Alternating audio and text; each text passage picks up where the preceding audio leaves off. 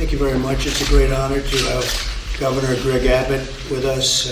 He's a very special governor. He's done a phenomenal job. Texas is, well, it's sort of like the U.S. We were both booming, and now it's still booming, but it's going to be booming at the highest level very soon, I project. I think we both feel we're going to have a transition period in the third quarter, and we're going to have a very good fourth quarter. I think next year has a chance to be one of our really great years economically, so we're looking forward to getting on with it. The only thing is we pay our respects for the fallen. We pay our respects for those that have died, the families of those that have died. It's a horrible, horrible thing that was given to our country. It could have been stopped. It should have been stopped right at the site where it came from. But I want to just thank the governor for being here. I want to congratulate him on truly being, Mike, I think we talk about this a lot, one of the great governors in this country. And Greg, it's an honor. Thank you very much. Thank you so very much. And listen, thank you so much for what you've done. As you know, you and I have had the chance to talk a whole lot on the phone during the course of this pandemic, but the staff that you provided, the Vice President I spoke with this past week in a response, Dr. Burks I speak to frequently getting her advice, and the team that you provided to us, the resources that you provided to us, helped us respond very robustly. Talk about the economy. Before this pandemic occurred, Texas was the leading nation for creating jobs. Texas was the leading nation for gross domestic product growth. And so we were the economic powerhouse of the United States, and we are ready to get there again. So we're going about the process of slowly opening back up, doing the right strategies to make sure we can open up while at the same time reduce the spread. I want to thank the people of Texas. It's the people of Texas who've done a great job of slowing the spread, washing your hands, wearing masks, practicing distancing practices to make sure we reduce the spread. Because of that, we are now seeing more and more businesses that are opening up gradually to make sure we don't expand the spread, but we're doing so in a way that will make sure Texas will once again reclaim its position as being the #1 economy in the United States. Right, and I'm sure that'll happen. Do you have any questions, please? Let me ask you a question, Mr. President. How is it possible that someone that tested positive for COVID-19 got so close to you?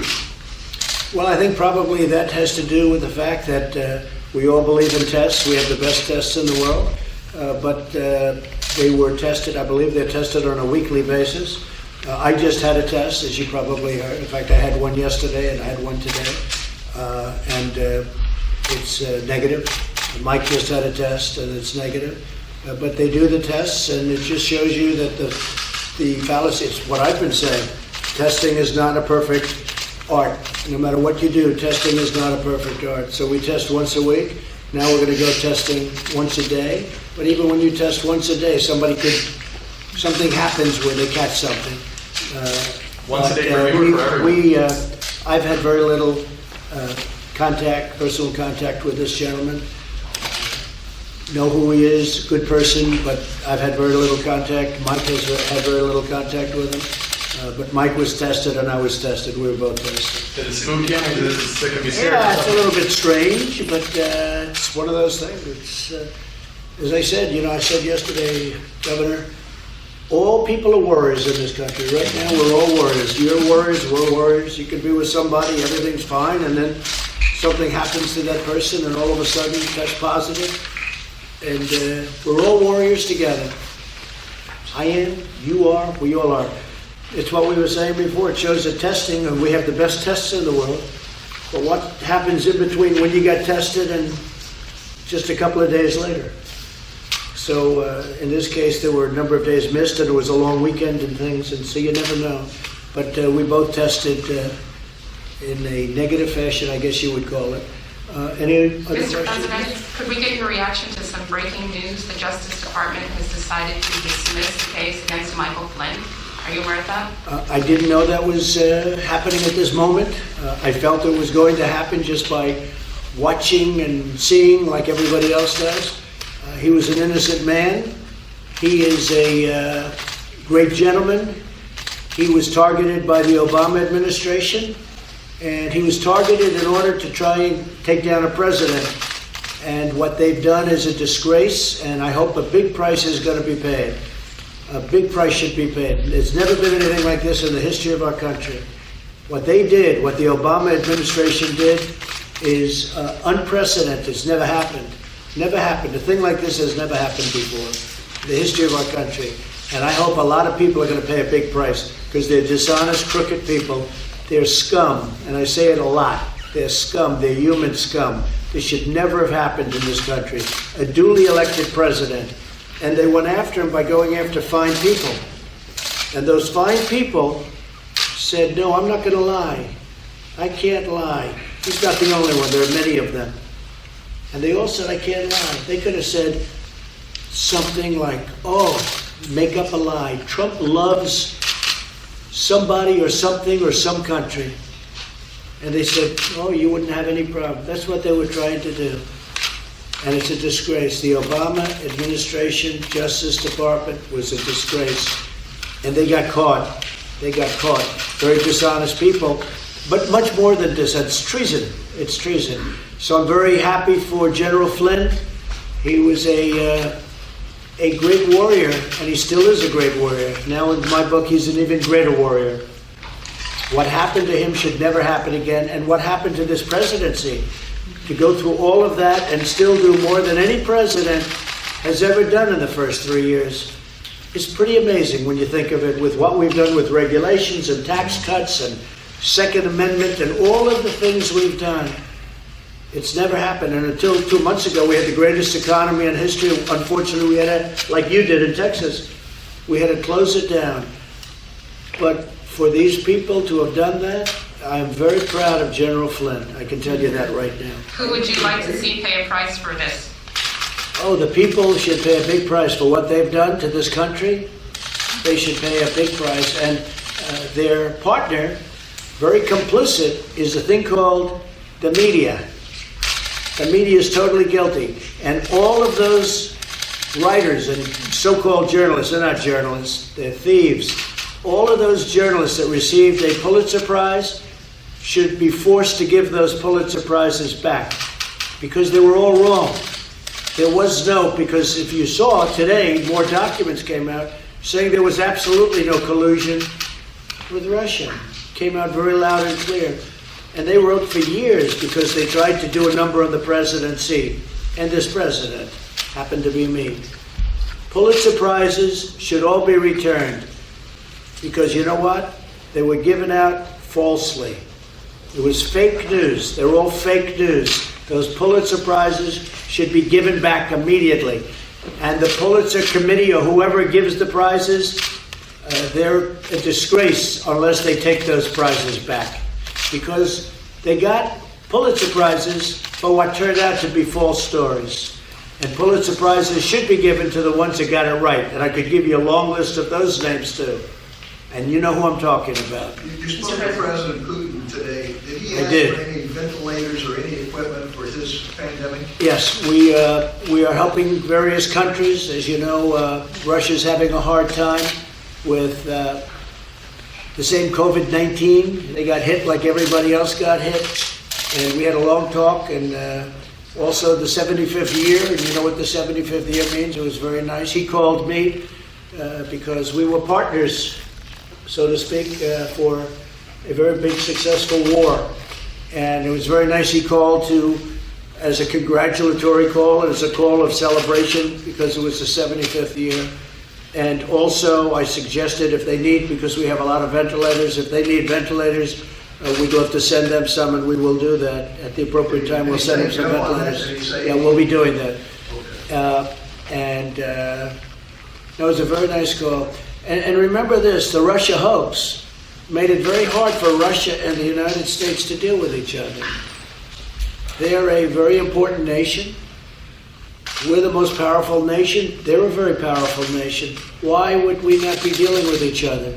But the Russia hoax, this absolute dishonest hoax, made it very difficult for our nation and their nation to deal. And we discussed that. I said, it's a very appropriate time because things are falling out now and coming in line, showing what a hoax this whole investigation was. It was a total disgrace. And I wouldn't be surprised if you see a lot of things happen over the next number of weeks.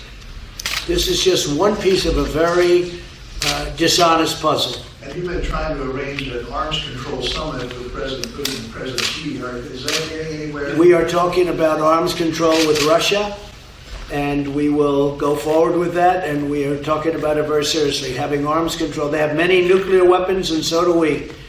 And we're talking about arms control with Russia. Yeah, they'd like to do it. We'd like to do it. Sir, can I ask you about the economy today? We've now learned that 33 million jobs have been lost in the last 7 weeks. Will there be more jobs lost in May, or is that number going to start coming down next month? Yeah, Peter, the number will start coming down at an appropriate time, whatever that is. I'm viewing the third quarter as being a very important quarter because it's, as I said, that'll be a transition. I think you could almost say a transition into greatness, because I think next year we're going to have a phenomenal year economically. We're working very hard now. The governor's working along with us. The relationship with Texas has been phenomenal. And Texas is opening up, and a lot of places are opening up. And we want to do it, and I'm not sure that we even have a choice. I think we have to do it. You know, this country can't stay closed and locked down for years. Somebody could say, let's keep it closed for a couple of years. The United States of America, the greatest economy in history 2 months ago, in the history of our country, in the history of the world. We had a far greater economy than anybody, including China, by a lot. And we had to close it down in order to really do something about the plague. But we did something, and we did a lot. And we also, you know what, Governor, we learned a lot about it. We did. We know that you may have fires every once in a while at certain locations. Some little ones, maybe some big ones, but you know how to shut it down. You might want to speak about that. Sure, I would. I was talking with Dr. Burks about that. And so what we've done, we've been able to contain the spread of the coronavirus in Texas, but at the same time, we created these surge forces that will go out to regions where there are flare-ups. And it's like putting out a fire. We have a surge force working in the Panhandle in Texas right now, up in Amarillo, just north of Amarillo, because of an outbreak at a meatpacking plant. There's several other issues with other meatpacking plants in Texas. Basically, there's only 3 categories causing any type of outbreak. There are meatpacking plants, there are jails, and there are senior centers. And so we have task forces that focus on those 3 areas. If it weren't for those 3 categories, the people in Texas testing positive would be very minimal.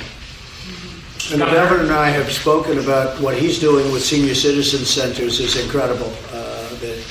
The time and effort and love that you're giving to senior citizens, they were just what has gone on throughout the country in some instances, as you know, senior citizens areas. And the governor's really made that a point, really almost before anybody I can think of. And because of that, we have one of the lowest death rates in the United States of America. Governor, last week in Odessa, Texas, police were used with an armored vehicle and guns drawn to shut down a bar that had opened up in going against the order. What role do police have in enforcing these kind of lockdown and social distancing orders? Well, there's different standards used in different communities. However, today I made one thing clear, and that is, as we go through this process of trying to maintain order in our states, as we are asking the people in our state to comply with these orders, we should not be taking these people and put them behind bars. These people who have spent their life building up a business and being told to shut it down and lose every penny they have, and then if they don't follow every little fine point of all the rules, they suddenly are subject to arrest. That is wrong. And that's why I issued another executive order today saying that in the state of Texas, no one can be put behind bars because they're not following an executive order. Sir, That includes the woman that we've been reading about with the beauty salon. She's free today. Good. Sir, following up on the coronavirus, has the West Wing, has the Oval Office been deep cleaned? Are you contact tracing the people around this area that would have had contact with this person? And is there a 14-day quarantine, or should there be, for those who are in touch with this They're person? doing everything that you can do, again, within the limits of testing, and you know what that is. We have the ultimate testing. We have the best tests in the world, and we gave more than anybody else. But I've always said testing is somewhat overrated, because what happens after somebody takes a test? What's going on there? And Mike was just saying the word essential workers, and as you know, essential workers are immune from that. Mike, do you want to maybe mention that? Well, from the CDC guidelines, it's been very clear that from the beginning of this outbreak, for anyone that comes into contact with someone with coronavirus, we early on recommended that people self-quarantine. That recommendation, of course, was before we had done, at this point, some 7.7 million tests around the country, and states like Texas are distributing tests very quickly to people that either have symptoms or are suspected to possibly have contracted the coronavirus. But with regard to essential workers, the President referred to, we've always had an exception. People that keep food on the table, people that are involved in public safety, most especially healthcare workers. We've asked them to continue to go to work by taking other countermeasures, including testing to ensure that they've not contracted the disease. And as the President indicated, the White House now has initiated an effort that the President and I not only will be tested every day, but I think everyone that comes into contact with the President will be tested every day. And so keeping the essential work here at the White House moving forward and our national response is the priority going forward. And the big thing is we've been tested. You said every day. Can I ask Dr. Brooks a question about Texas? Yes, please. Dr. Brooks, do you think that the Texas reopening plan is great? Are you thumbs up with them doing the 25% capacity for movie theaters and restaurants and the like? Yeah, no, we had a long discussion. We had a particular discussion, and I think many people know I don't understand the nail salon piece because I've never had my nails done. So I couldn't understand. It's true. So I didn't really understand it. So we talked about, not having them in the first opening wave because you can't really physical distance. And we had that discussion, and he agreed, and we moved forward together. And I think it's those kind of dialogues. And I think what's really been impressive to me by the governors is how much they know about epidemiology. So they will never be confused in another pandemic ever again, because he came with all of his data about what county had what that was a prison. And believe me, I had all my data with me. And he was able to answer every county and what the issue was. And I think when you look at Houston, when you look at Dallas, and you see the ability to really contain and mitigate those epidemics, but at the same time contain epidemics, and not allow them to spread in the community. This is what we've been asking governors to do with the test and using focus testing to really find asymptomatic cases and protect the vulnerable. And the ability to go into prison, to go into meatpacking plants, and go into the senior care centers and proactively test is really quite extraordinary. And I think we still remain concerned about asymptomatic spread, and we think that the progress that they're making on testing in a focused way to protect others is really a way that we can move forward together to protect everyone in the community. So Texas is a role model for other states? Every state is different. So I don't want to get in a comparison with the governors, because I've talked to some incredible governors who are all doing quite a good job. That's true. Dr. Brooks, to follow up, or perhaps, Mr. President, 20 states by the account of multiple organizations right now that haven't met the guidelines that you set here have either partially or completely reopened. What do you say to those states that haven't met the guidelines that are already starting that process now? We've looked at all of them. We've spoken to many of the governors, most of the governors. As you know, we give leeway to the governors, and these are governors that have done a good job in, I think, all cases. I have some that I don't think are doing a particularly good job, but for the most part they have, and these governors have, and we give them the leeway. They have to do what they're doing, like Governor Abbott. When you look at the job he's done in Texas, I rely on his judgment. And you have parts of Texas, vast parts of Texas, where there's no problem whatsoever. I mean, there's like literally nothing. And it would be a shame to keep that closed. I mean, Half of our counties either have no cases or 5 or fewer cases. Yeah, the governors have great power as to that given by us. We want them to do that. We rely on them. We trust them. And hopefully they're making the right decisions. Can I ask about Georgia right now? There's been some dramatic video of an unarmed black Georgia man who was shot by police while on a jog. Been a lot of protests about this. Have you seen the video and your reaction to that situation? So I'm getting a full report on it this evening. My heart goes out to the parents and to the loved ones of the young gentleman. It's a very sad thing, but I will be given a full report this evening. Haven't seen the video yet, to be clear. No, I haven't. Mr. President, there's a report about Saudi Arabia that the U.S. is considering removing the anti-missile Patriot missile systems from Saudi Arabia. Can you confirm, is that true? Well, I don't want to talk about it, but we're doing some things. We're making a lot of moves in the Middle East and elsewhere. We're doing a lot of things all over the world militarily. We've been taken advantage of all over the world, our military, and in the sense that and this has nothing to do with Saudi Arabia, this has to do with other countries, frankly, much more. We have the most powerful military in the world. We've spent $1.5 trillion since I've been here, more than that. $1.5 trillion on a military that we now have the strongest military we've ever had. We have the best equipment, the best missiles, planes, the best of everything. We're authorizing and just authorized ships, new ships being built. They're all being built in the United States. And their beauties is we have the best submarines in the world by far. And we have submarines being built. And we go around and protect other countries. And other countries don't respect us like they should. In some cases, they don't even like us. And those days are over. Those days are over. So things are moving. And I'm not putting Saudi in that thing, but we are doing certain things that will be positive for us, and I think very positive for them too. Saudi Arabia is a very wealthy country, and they've agreed to help defray some of the costs, which nobody else would ever ask for, of course. You probably have to have a good business person in charge of a country. I don't want to sound overly anything. I just want to tell you that very wealthy countries we were protecting for nothing, or very little. South Korea has agreed to pay substantial money to us, which we appreciate very much.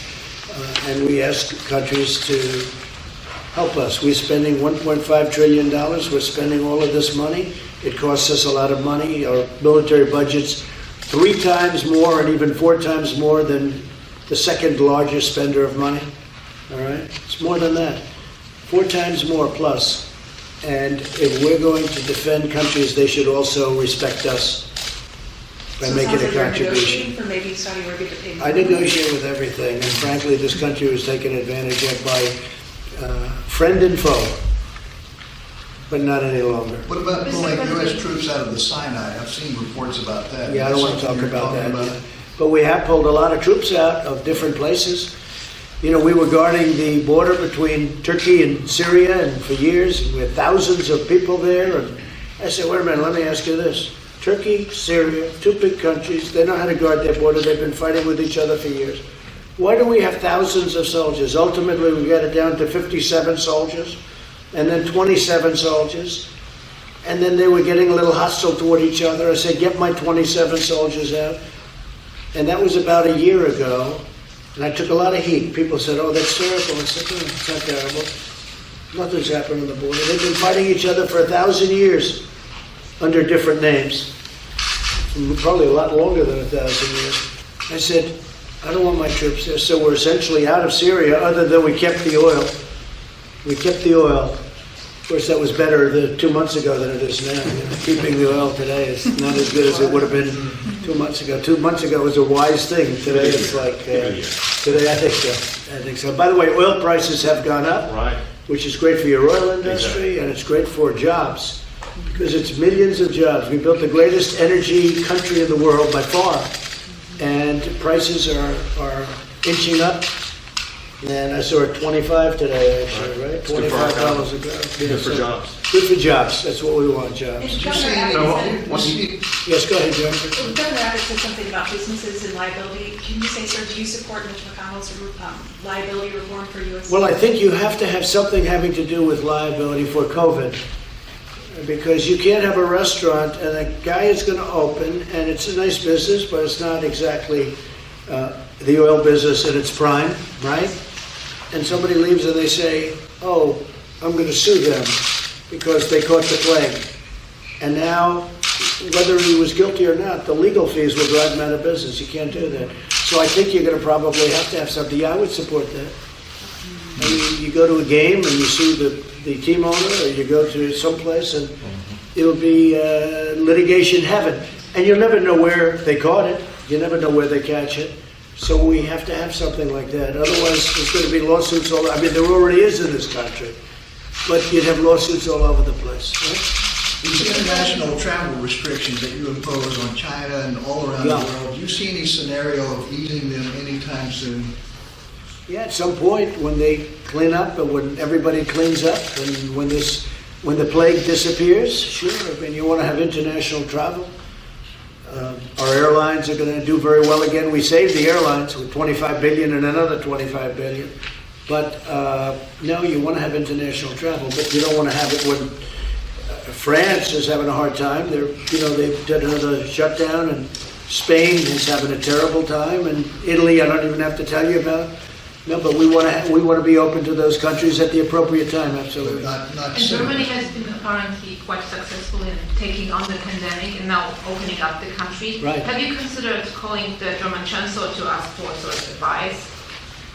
Now, Germany, we're very close to Germany. We have a very good relationship with Germany. Germany's done very good. They have a very low mortality rate, like we do. We have a low mortality rate also. Frankly, if you took New York out of the equation, we would really have a low mortality rate. But I speak to all the time. We communicate. We communicate. Our countries communicate, especially, yes. So how much influence does Fox News have over your thinking on the pandemic? I'm no different than anybody else. I mean, I watch Fox News and I watch others, and I read a lot of newspapers, and I get a lot of information from my people. I think I'm very well versed when it comes to not only the pandemic, but everything. I mean, I enjoy that, and I think I have an obligation to do it. So, but there's certainly a more honorable source than some. I mean, some is fake. If you look at CNN, it's fake news. If you look at MSDNC, I call it MSDNC. You know what that means, right? Democratic National Committee. You look at NBC. NBC to me is very dishonest news, and that's why they fired Andy Lack. I guess you have to ask them. But Andy Lack was a hack. And they fired him, and they did a big favor to the world and to this country.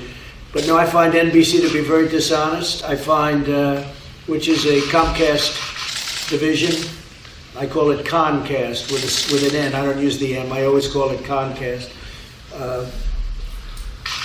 ABC, I thought he gave me a very fair interview the other night. Very good professional. I've had very good relationships with him, as you know. CBS is having a hard time, but they're not getting it straight. In fact, last night I read where they did a false report where they actually got people to make it look like it was a turmoil. Did you see what happened? They got people. Let's get some people because they want to make it look like it was turmoil. And they do that with this White House all the time. They love the word chaos when there's no chaos whatsoever. They love the word chaos. But what happened at CBS yesterday was terrible, where they got a lot of people to try and pretend like it was a mass amount of chaos and disorder. You saw that. It was terrible. So the news media in our country is a mess, but they fired Andy Lack, and that was a good thing. That's a big step forward. Could you envision a scenario where restrictions would have to be reimposed, that there's spikes in places and these would have to... I hope not. I don't think so. I think you're going to have embers, as I say. I think you're going to have some fires, maybe some fairly big fires by comparison to what people would even think. But this gentleman's a total professional. I think we've learned a lot. If you would have said that question a number of months ago, it would have been different. The answer would have been different. But today, I think we've learned a lot. And you're going to have some areas in Texas where you'll have to put him out, and he'll put them out. What do you think about that? Well, and we have learned so much the past few months, and we now know first how to go in and contain, but also we now have the resources to go in and to contain. So we're going into these meat packing facilities, we're testing everybody, or we'll go into a jail and we'll test everybody. And we will separate those who test positive from those who test negative. But most importantly, we go into these senior centers because their lives are so vulnerable. And we focus on our seniors, and we focus on ways to reduce their deaths. And so we now have all these strategies to make sure that we are able to contain any type of outbreak, and that allows the rest of the economy of big states like Texas to continue to go and grow while we manage and contain the outbreaks where they exist. That we wouldn't have known 2 months ago. Well, he couldn't have given that answer. The governor couldn't have given that answer 2 months ago. But we've learned. There's still things we don't know about this crazy plague, this particular virus. But the answer that Greg just gave, which was so good, I don't think you could have given that answer, and I wouldn't have known that answer either 2 months ago. So we've learned a lot. On the Wuhan lab, Mr. President, you had said on Sunday that there would be a very strong report coming out soon about the connection between the lab and the virus. Is that still coming? When should we expect that? It's coming. I don't know that I'm going to give it to you. We're going to learn. Look, it came out of China. Okay? Whether people like to say it or not, everybody knows that. I guess pretty much, I think that's pretty much known. They tried to blame Europe. They were saying it came out of Europe. It came out of China.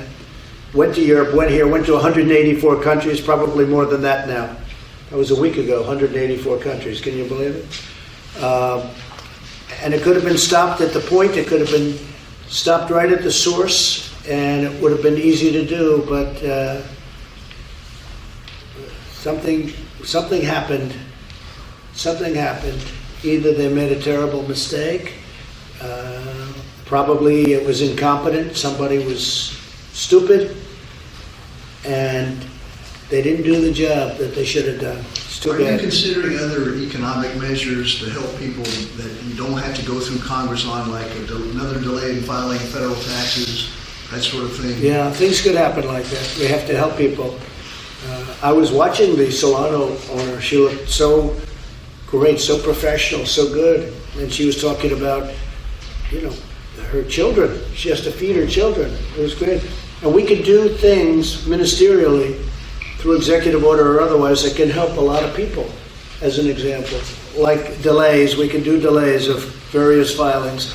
And yeah, I could see that happening, Steve. I think a thing like that could happen. Mr. President, people have lived off $1,200, those checks, a lot of them for a couple months. Should they be expected to live off that same $1,200 for the next couple months, or is more money coming? Well, something could happen. There is talk about something happening, and we'll see what's going on. But It's 1200 now. the greatest thing that could happen? If we could get our country open again and get it going again and have people have these great jobs again. And what we've done is we've been able to have all these thousands and hundreds of thousands of small businesses pay their employees, even though there was no income coming in. So they're ready to rock and they're ready to go. And when Texas opens and other places, you're already started the process. The best thing we can do, Peter, is get our country going, get it open, and get it open safely. And we'll put out those little fires or those big fires that we have to, but we have to get our country going. About the last fall of mass, you were visa talking about. suspensions, there are 4 GOP senators who are encouraging you to suspend visas, including for technical and professional workers. Is that something the White House is considering? Say it again, what? On visa suspensions, Visa, yeah. Cotton and Grass, Yeah. and those guys are asking you to suspend Well, we're talking to them. work about it. visas. They're good senators. So We're talking to them. Okay. Sir, So you you were might be on told the some time infrastructure ago plan. that you would sign a Buy American executive order. What is I've the been status? saying Buy American ever since I announced I was running for office and long before that. But the executive No, we're order- bringing a lot of companies back. We were doing that long before this happened. Japan is having big plants built here. We have many Japanese plants coming where they're building their cars in the United States. You have to do it. You have to do it, and they were doing it. We have many companies coming back to the United States. Then this hit, and when this is gone, it'll continue. But maybe it'll continue even more so because we've learned a lot. We've learned more than just about this particular invisible enemy. We've learned a lot. We've learned a lot about the economics and the importance of making things in our country like we used to. We used to make things here. And then all of a sudden somebody became a great globalist. Some great genius became a globalist. But now he's not such a genius anymore. Maybe he's not even a smart person. We got to make things in our country. That includes medicine. It includes steel. Our steel companies, we had it very good. We made it very difficult for steel dumping, and some of the companies were doing very well. Now, of course, we got that waylaid a little bit, but we'll always help our steel companies. But we have to make our product in this country. And I've been saying that for a long time. Globalists have cost us a lot of money. Sir, should And a lot valets, of security. sir, should valets be wearing masks? Yeah, which valets are you talking about? Well, Valets are all over the place. I mean, the valet, sorry, Yeah. your personal And they valet. are, and they do. They are, and they do. Oh, they do wear masks? Yeah. Your personal valet was Yeah, wearing they a mask do. in your interaction with him? They do. They wear masks, yeah. And A lot of people in the White House wear masks. And frankly, a lot of people want to wear masks until this thing goes away. But we have a lot of people in the White House, I see it all the time, where they're wearing masks. And just a little while ago, they were wearing a mask. There's one of them, you were wearing a mask a little while ago. And, but I noticed a lot of the reporters aren't wearing masks. Thank you very much, everybody. Thank you. Is your wife and son there too? Say it? Are you going to reach out to General Flynn? I will, yeah, I think it's, at the appropriate time, I think he's a hero. It's a scam. It was a scam and a hoax. I think he's a hero, the general. Thank you.